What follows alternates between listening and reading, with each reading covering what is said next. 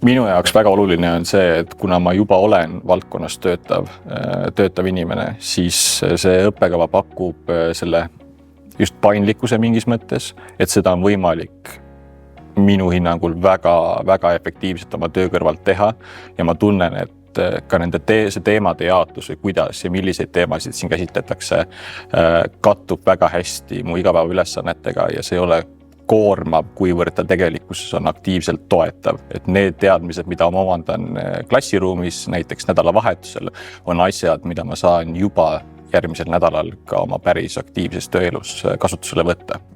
No suurim väärtus oli siin tegelikult see, et õppejõududeks on enamasti siin siis just nimelt selle enda eriala praktikud, et mitte niivõrd teoreetikud, vaid õppejõududeks ongi siis inimesed, kes oma igapäevases töös rakendavad seda, mida nad õpetavad. Ja siis teine hästi suur väärtus on kaastudengites. Et kuna tegemist on tegelikult ühe kõige populaarsema magistriõppe erialaga Tallinna Ülikoolis, siis need tulevased tudengid, kes siis läbivad selle valikusõela, on enamasti hästi asjalikud ja väga head kontaktid tulevaseks karjääriks ka. Et enda kogemusele tagasi mõeldes oli meil siin väga vahva seltskond koos, kellega suhtleme päris palju tänaseni. IT-juhtimise õppekava kõige suurem väärtus on see, et õppejõud ei ole ainult süvateoreetikud, vaid õpetama tulevad ka praktiseerivad spetsialistid. Lisaks arvan, et väga kõvasti aitas minu karjääri arengule kaasa see, et õppekava käigus lõin suhted teiste tudengitega, kes samal ajal töötasid infotehnoloogia valdkonnas.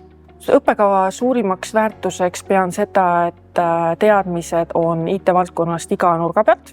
Ehk siis ei ole keskendatud ainult ühele osale, vaid tegelikult teadmised saab nii strateegiast, saab riskide hindamisest, protsesside efektiivistamisest ehk siis kõigest saab natuke tunda. Ja lisaks ka see, et on väga suur maht valikaineid, mida saab valida. Ehk siis õpilane saab teha endale sobivad valikud, et valida siis, mida täpselt iseendas arendada.